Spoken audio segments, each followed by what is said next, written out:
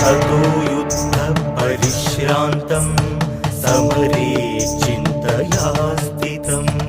रावणं चाग्रतो दुष्ट्या युद्धाय समुपस्थितं दैवतेश्च समागम्य द्रष्टुमभ्यागतो रणम् उपागम्य पवित्राम मगस्त्यो भगवान् ऋषिः राम राम महाबाहो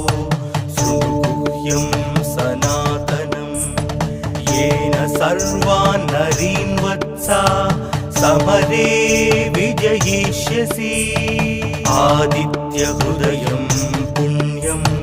सर्वशत्रुविनाशनं जयावहं जपे नित्यमक्षयं परमं शुभं सर्वमङ्गलमाङ्गल्यं सर्वपापप्रणाशनं चिन्ताशोकप्रशमना मयूर्वर्धनमुत्तमम् रश्मिमन्तं समुद्यन्तं देवासुर नमस्कृतं पूजयस्व विवस्वन्तं भास्करं भुवनेश्वरं सर्वदेवतात्मको हेश तेजस्वी रश्मिभावनः एष देवासुरगणा लोकान् पादिहवस्तिभिः एष ब्रह्मश्च विष्णुश्च शिवस्कन्दः प्रजापतिः महेन्द्रो धनदत्तालो यमः सोमो ह्यपाम्पतिः वसवः सान्ध्या अश्विनौ मारुतो मनुः वायुर्वह्नि प्रजाः प्राणा ऋतुकर्ता प्रभाकरः आदित्यः सविता सूर्याः खगः पूषा खगस्तिमान् सुवर्णसदृशो भानुः सुवर्णरेता दिवाकरः हरिद्वसा सहस्रार्ची सप्तसप्तिर्मरीचिमान् तिमिरोन्मथन शम्भु सप्ताष्टमार्ताण्डां सुमान् हिरण्यगर्भशिशिर सप्तनो भास्करो रविः अग्निगर्भोदितेः पुत्रा शङ्कः शिशिरनाशनः व्योमनाथस्तमो वेधी रुक्मजु सामपारगः घनवृष्टि रपामित्रो विन्ध्यावीधिप्लवङ्गमः आतपी मण्डली मृत्युः पिङ्गलः सर्वतापनः रविर्विशो महातेजो रक्तः सर्वभवोद्भवः नक्षत्र ग्रहतारणा मधिपो विश्वभावनः तेजसामपि तेजस्वी द्वादशात्मा नमोऽस्तु ते नमः पूर्वाय गिरये पश्चिमायात्रये नमः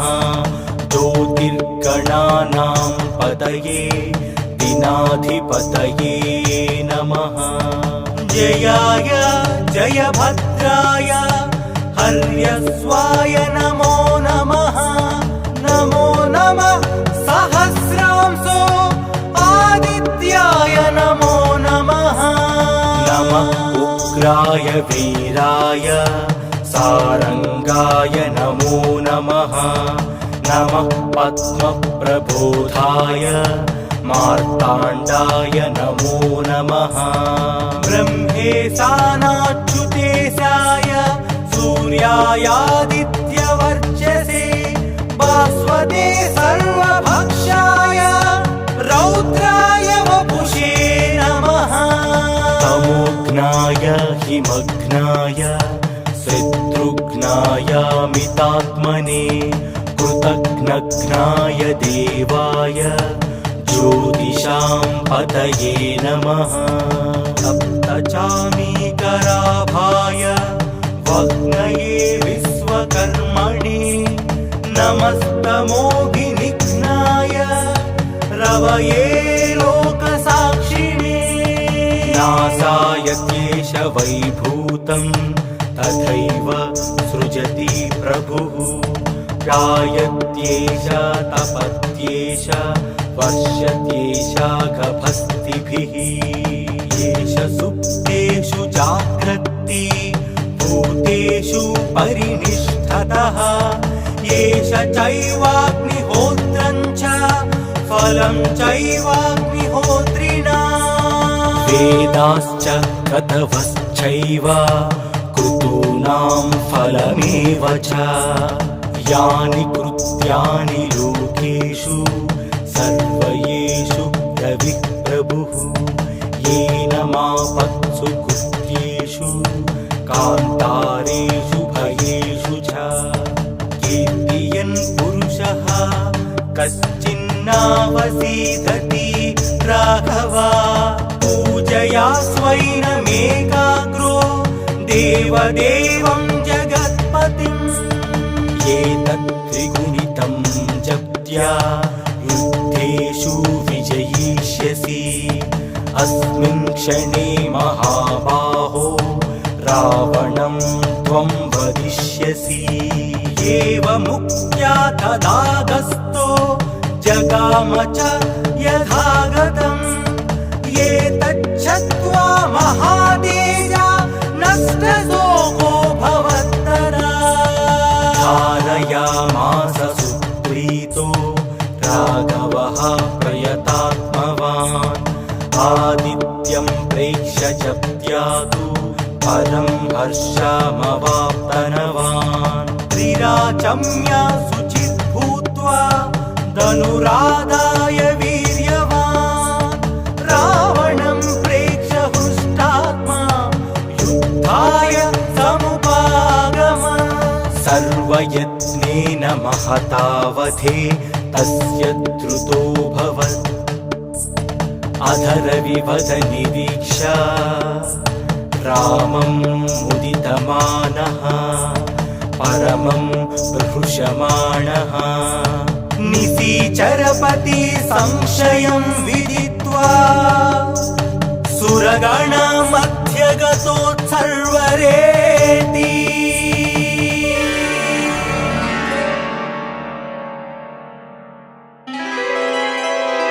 आदिदेव नमस्तुभ्यं प्रसीद मम भास्करा दिवाकर नमस्तुभ्यं प्रभाकर नमोऽस्तु ते सप्ताश्वरथमारूढं प्रचण्डं कश्यपात्मजं श्वेतपद्मधरं देवं तं सूर्यं प्रणमाम्यहम् लोहितं रथमारूढं सर्वलोकपितामहं महापापहरं देवं तं सूर्यं प्रणमाम्यहम्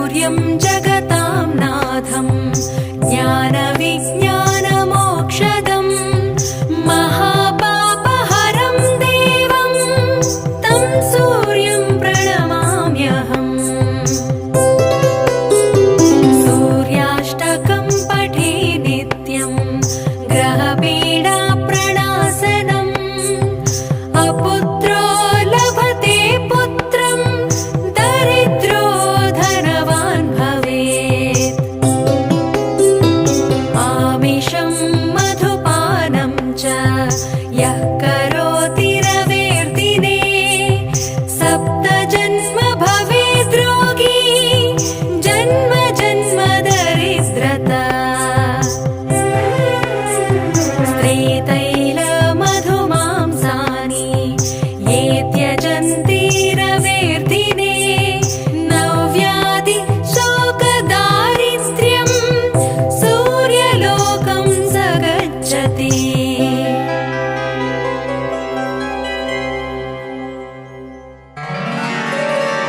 ततो युद्धपरिश्रान्तं समरे चिन्तया स्थितं रावणं चाग्रतो दुष्ट्या युद्धाय समुपस्थितं दैवतेश्च समागम्य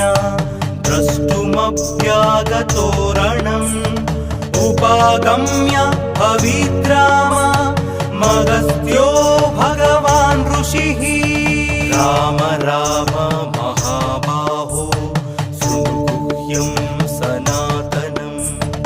येन सर्वान् नरीन् वत्सा समरे विजयिष्यसि आदित्यहृदयं पुण्यं सर्वशत्रुविनाशनं जयावहं जपे नित्यमक्षयं परमं शुभम् सर्वमङ्गलमाङ्गल्यं सर्वपापप्रणाशनं चिन्ताशोकप्रशमना मयूर्वर्धनमुत्तमम् रश्मिमन्तं समुद्यन्तं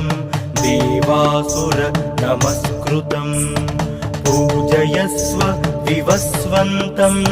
भास्करं भुवनेश्वरम् सर्वदेवतात्मको हेश तेजस्वी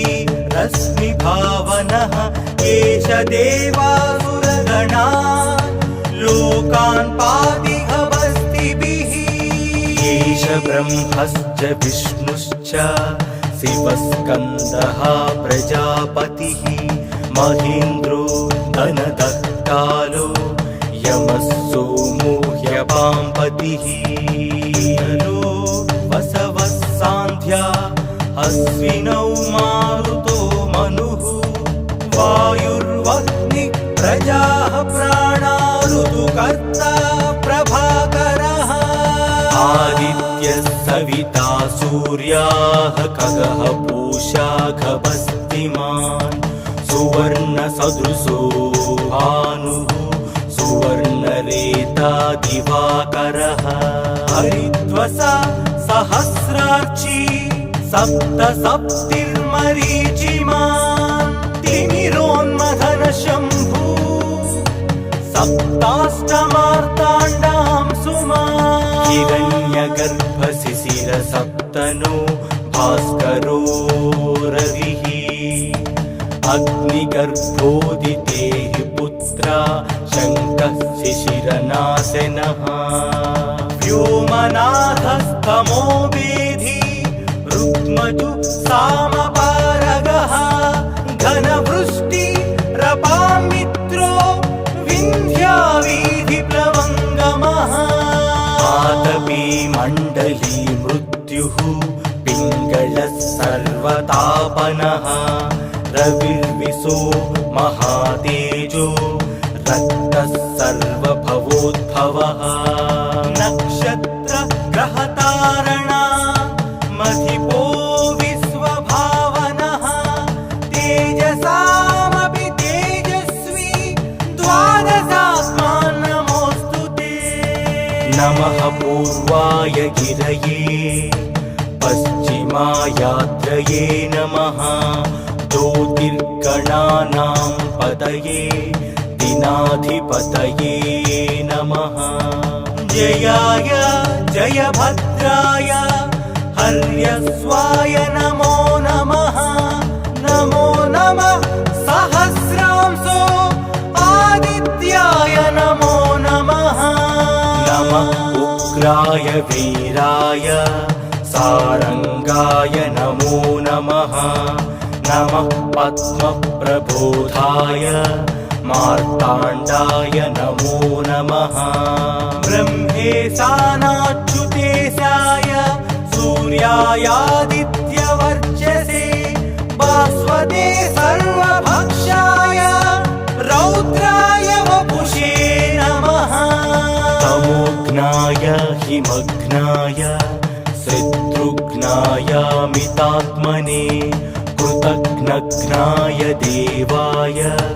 ज्योतिषां पतये नमः सप्तचामीकराभाय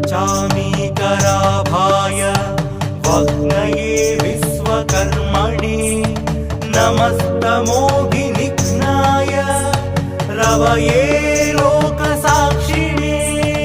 नासाय क्लेश वैभूतं तथैव सृजति प्रभुः जायत्येष तपत्येष वर्षत्येष गभस्तिभिः येष सुप्तेषु जाग्रत्ति भूतेषु परिनिष्ठतः येष चैवाग्निहोत्रं च फलं चैवाग्निहोत्रिणा वेदाश्च क्रतवश्चैव क्रतूनां फलमेव च यानि कृत्यानि लोकेषु सर्वयेषु रविप्रभुः येन मापत्सु कृत्येषु कान्तारेषु भयेषु च कीर्तियन् पुरुषः कश्चिन्नावसीदति राघवा पूजया स्वैनमेकाग्रो देवदेवं जगत्पतिम् एतत् त्रिगुणितं जप्त्या युद्धेषु विजयिष्यसि अस्मिन् क्षणे महाबाहो रावणं त्वं वदिष्यसि एवमुक्त्या तदागस्तो जगाम च यथागतम् एतच्छ्रुत्वा महातेजा नष्टशोको भवत्तरा धारयामास सुप्रीतो राघवः प्रयतात्मवान् आदित्यं प्रेक्ष्य जप्त्यातु परं हर्षमवाप्तनवान् त्रिराचम्य शुचित् भूत्वा धनुराधाय वीर्यवान् रावणं प्रेक्ष्य हृष्टात्मा युद्धाय समुपागम सर्वयत्नेन महतावधे तस्य द्रुतोऽभवत् अधरविवद निरीक्ष्य रामं मुदितमानः परमं प्रहृषमाणः निशीचरपति संशयं विदित्वा सुरगणमध्यगतोत्सर्वरेति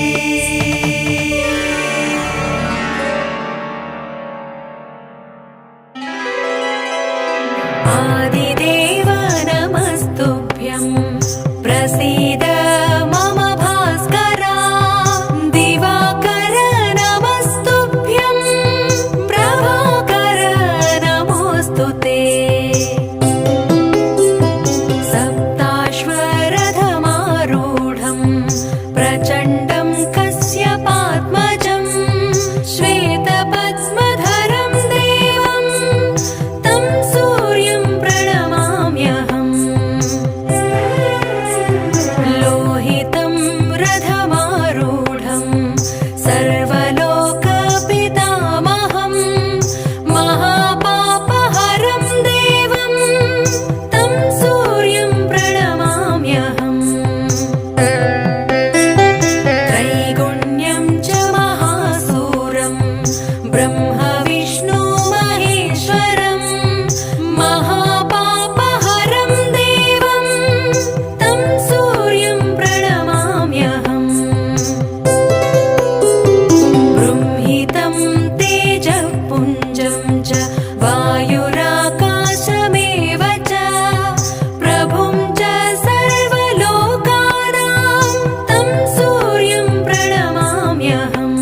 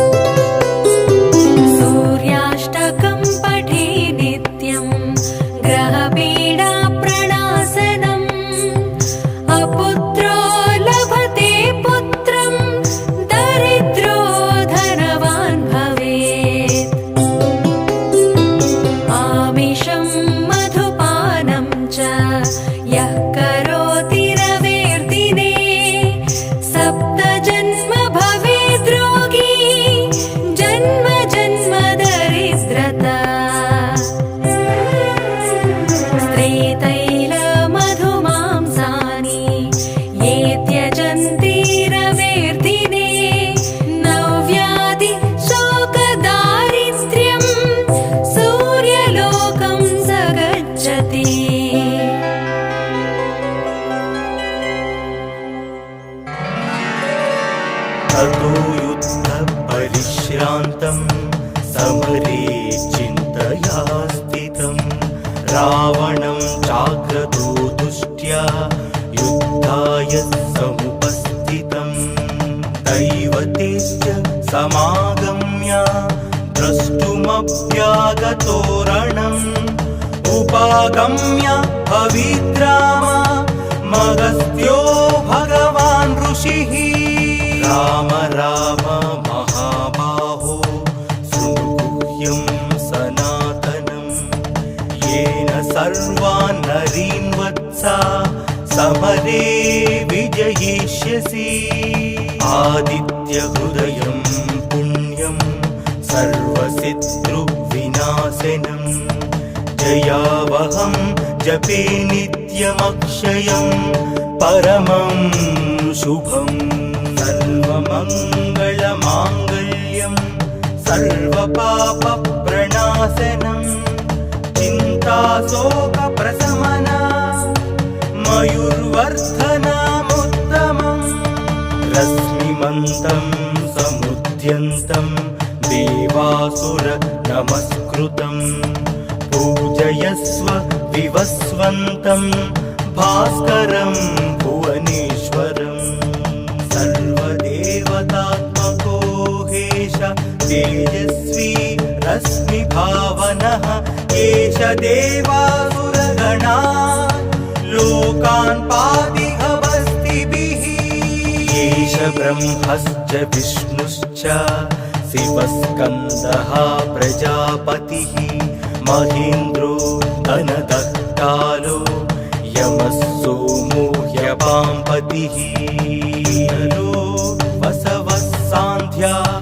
अश्विनौ मारुतो मनुः वायुर्वह्नि प्रजाः प्राणा ऋतुकर्ता प्रभाकरः आदित्यः सविता सूर्याः खगः पूषा खगस्तिमान् सुवर्णसदृशो भानुः सुवर्णरेता दिवाकरः हरिद्वसा सहस्रार्ची सप्तसप्तिर्मरीचिमान् तिमिरोन्मथनशम्भू सप्ताष्टमार्ताण्डां सुमान् हिरण्यगर्भशिशिरसप्तनो भास्करो रविः अग्निगर्भोदितेः पुत्रा शङ्कः शिशिरनाशनः व्योमनाथस्तमो वेधी रुक्मजु सामपारगः घनवृष्टिरपामित्रो विन्ध्यावीधिप्लवङ्गमः आतपी मण्डली मृत्युः पिङ्गलः सर्वतापनः रविर्विशो महातेजो रक्तः सर्वभवोद्भवः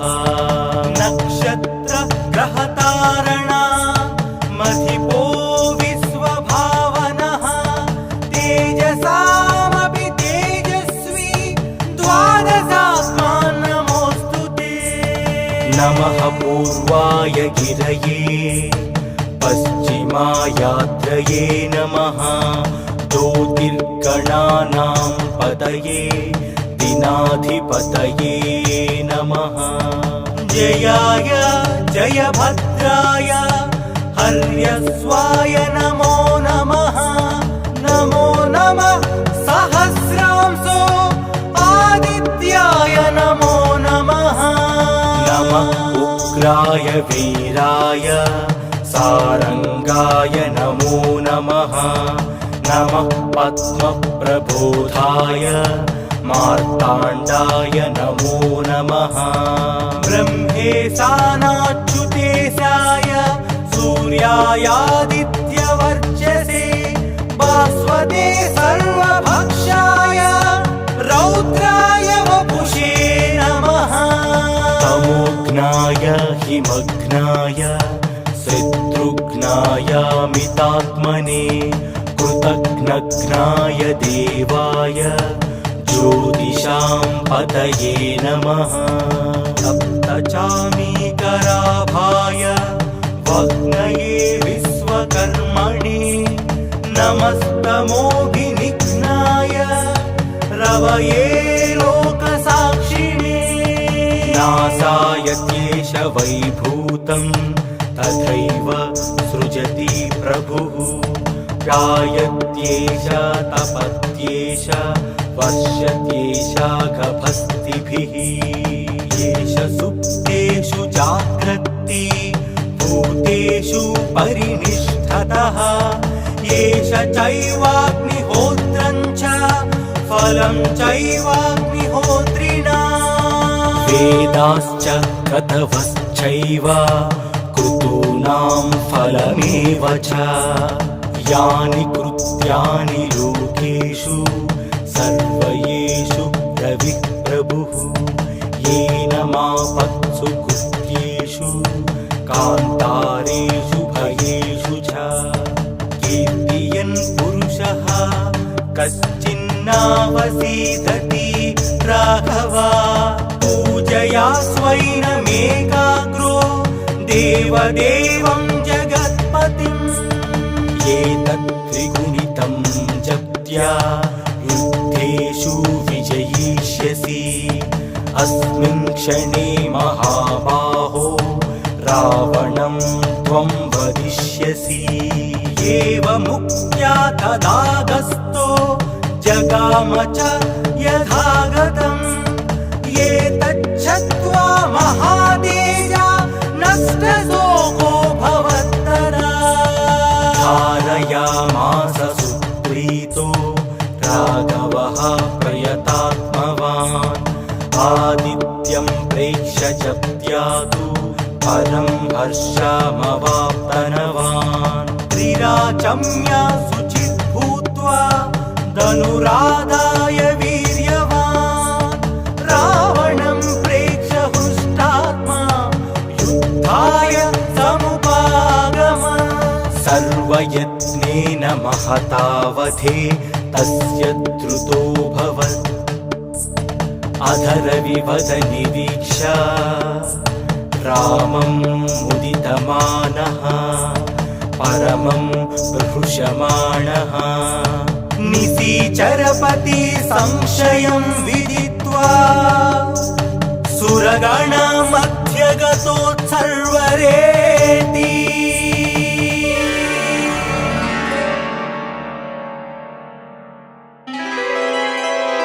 आदिदेव नमस्तुभ्यं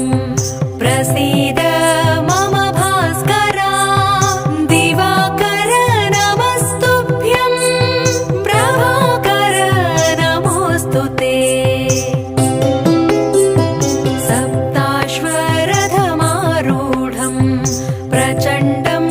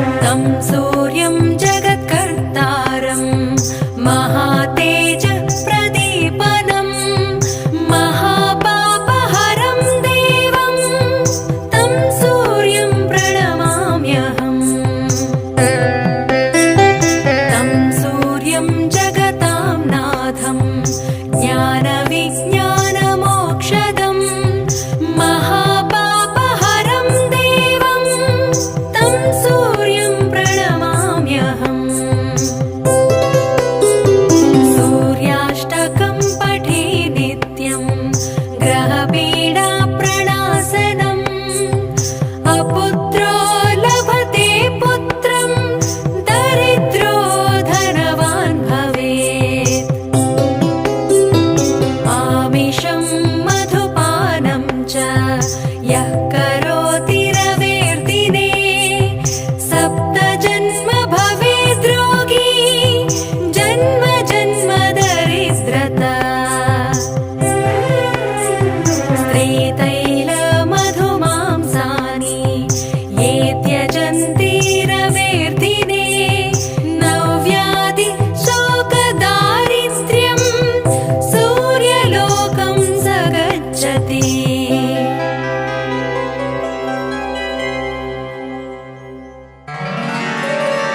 ततो युद्धपरिश्रान्तं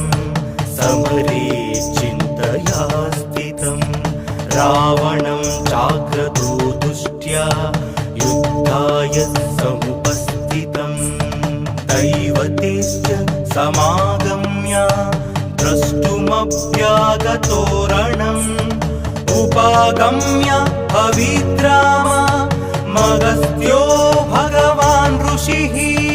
राम राम महाबाहो शृणुगुह्यं सनातनं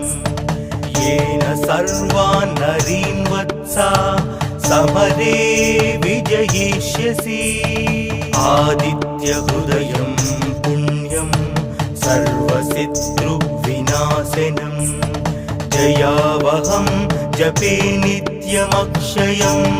परमं शुभम् सर्वमङ्गलमाङ्गल्यं सर्वपापप्रणाशनं चिन्ताशोकप्रशमना मयूर्वर्धनमुत्तमम् रश्मिमन्तं समुद्यन्तं देवासुर नमस्कृतं पूजयस्व विवस्वन्तं भास्करं भुवनेश्वरम् सर्वदेवतात्मको हेश तेजस्वी रश्मिभावनः एष देवासुरगणा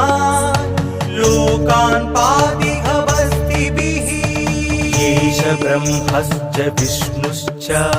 शिवस्कन्दः प्रजापतिः महेन्द्रो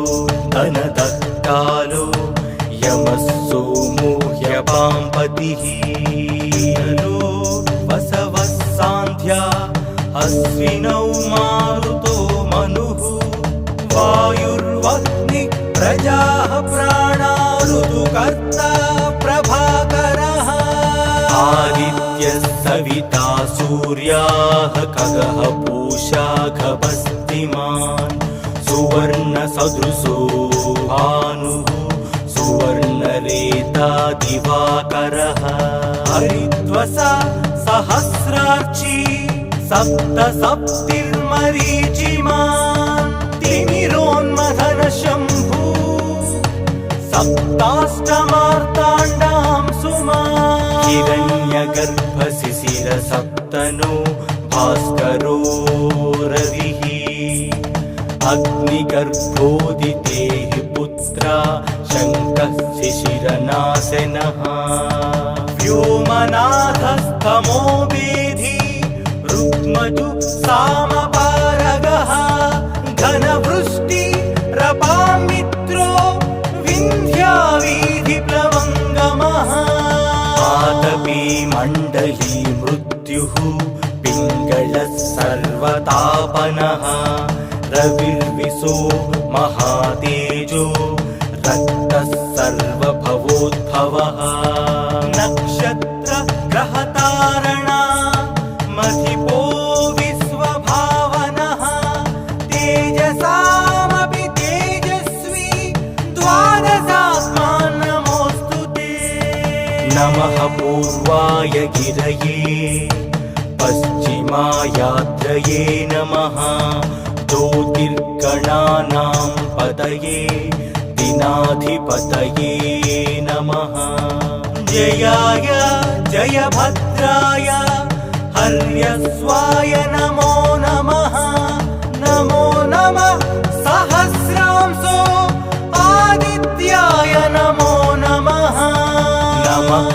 उग्राय वीराय सारंगाय नमो नमः। नमः पद्मप्रबोधाय मार्ताण्डाय नमो नमः। ब्रह्मेशानाच्युतेशाय सूर्यायादित्यवर्चसे भास्वते सर्वभक्षाय रौद्राय वपुषे नमः। तमोघ्नाय हिमघ्नाय शत्रुघ्नाय मितात्मने कृतघ्नघ्नाय देवाय ज्योतिषां पतये नमः। सप्तचामीकराभाय वग्नये विश्वकर्मणे नमस्तमोभिनिघ्नाय रवये लोकसाक्षिणे। नासाय क्लेश वैभूतं तथैव सृजति प्रभुः। गायत्येष तपत्येष वर्षत्येष गभस्तिभिः। येष सुप्तेषु जाग्रत्ति भूतेषु परिनिष्ठतः। येष चैवाग्निहोत्रं च फलं चैवाग्निहोत्रिणा। वेदाश्च क्रतवश्चैव क्रतूनां फलमेव च। यानि कृत्यानि लोकेषु सर्वयेषु रविः प्रभुः। येन मापत्सु कृत्येषु कान्तारेषु भयेषु च। कीर्तियन् पुरुषः कश्चिन्नावसीदति राघवा। पूजया स्वैनमेकाग्रो देवदेवं जगत्पतिम्। एतत् त्रिगुणितं जप्त्या युद्धेषु विजयिष्यसि। अस्मिन् क्षणे महाबाहो रावणं त्वं वदिष्यसि। एवमुक्त्या तदागस्तो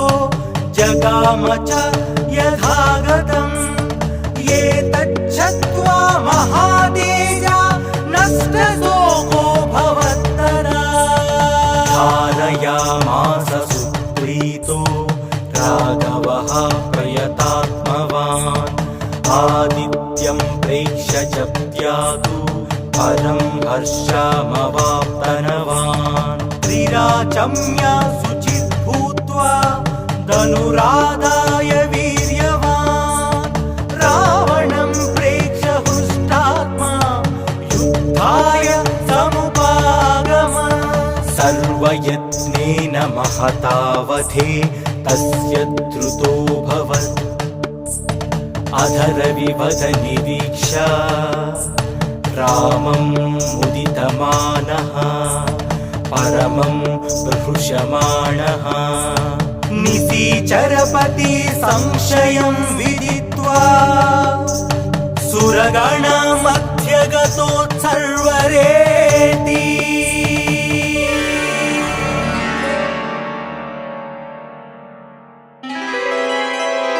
आदिदेव नमस्तुभ्यं प्रसीद मम भास्करा। दिवाकर नमस्तुभ्यं प्रभाकर नमोऽस्तु ते। सप्ताश्वरथमारूढं प्रचण्डं कश्यपात्मजं। श्वेतपद्मधरं देवं तं सूर्यं प्रणमाम्यहम्।